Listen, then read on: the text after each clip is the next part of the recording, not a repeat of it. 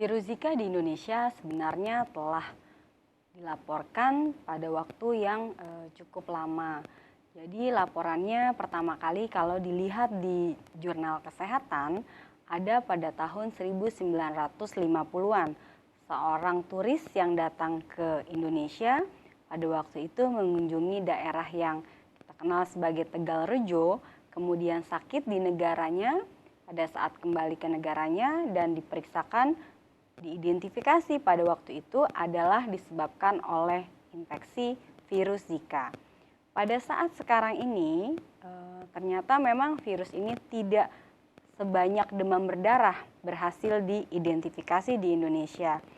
Dari sekumpulan sampel darah yang diteliti pada tahun 2015 oleh Lembaga Penelitian Eijkman Institute, mendapatkan dari sekitar kurang lebih 130 sampel yang tidak diketahui penyebabnya, terutama bukan oleh karena virus demam berdarah, didapatkan satu sampel darah yang positif disebabkan oleh infeksi virus Zika.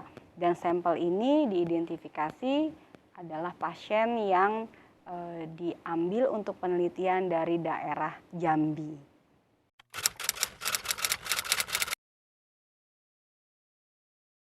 Pemerintah Indonesia saat ini memang melakukan beberapa cara yang proaktif terkait dengan infeksi virus Zika. Salah satu yang menyebabkan hal ini adalah terjadinya wabah di negara tetangga yang tentunya banyak dikunjungi oleh orang Indonesia. Antara lain memang yang dilakukan oleh pemerintah adalah melalui media-media komunikasi, memberikan edukasi kepada masyarakat bagaimana caranya supaya tidak sampai terkena infeksi Zika. Karena virus ini ditularkan oleh nyamuk, maka upaya yang selama ini telah disarankan kepada masyarakat yaitu 3M dengan maksud untuk mencegah nyamuk dewasa atau larva nyamuk banyak di sekitar lingkungan tempat tinggal kita, itu tentunya menjadi hal yang bisa semakin digalakkan di masyarakat. Akan tetapi edukasi mengenai bagaimana cara-cara supaya kalau kita memang sakit, kemudian bisa secara pasti mengetahui ini infeksi virus Zika, maka akses untuk memeriksakan darah secara khusus melalui lembaga yang kita kenal sebagai Litbang, Penelitian dan Pengembangan Kesehatan, juga telah dilakukan oleh pemerintah dengan memberitahukan mengenai hal ini kepada rumah sakit yang berpotensi mendapati kasus Zika. Selain itu juga adanya brosur-brosur yang diberikan kepada masyarakat yang senantiasa bisa dijadikan sebagai upaya untuk mengingatkan diri sendiri supaya bisa kemudian menjaga lingkungan, tetap sehat, dan tidak terkena infeksi virus ini.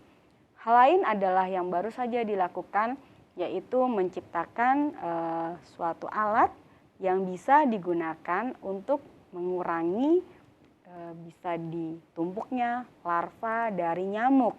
Sehingga apabila larva dari nyamuk ini bisa dikurangi, nyamuk dewasa tentu juga akan berkurang jumlahnya. Salah satu tempat yang baru saja dijadikan tempat untuk mencanangkan alat ini adalah di airport. Karena di sana tentunya akses pertama kali orang-orang yang datang dari berbagai negara dengan kemungkinan ada virus Zika di badannya, apabila ada nyamuk bisa saja kemudian membawa virus ini ke masyarakat lain di Indonesia.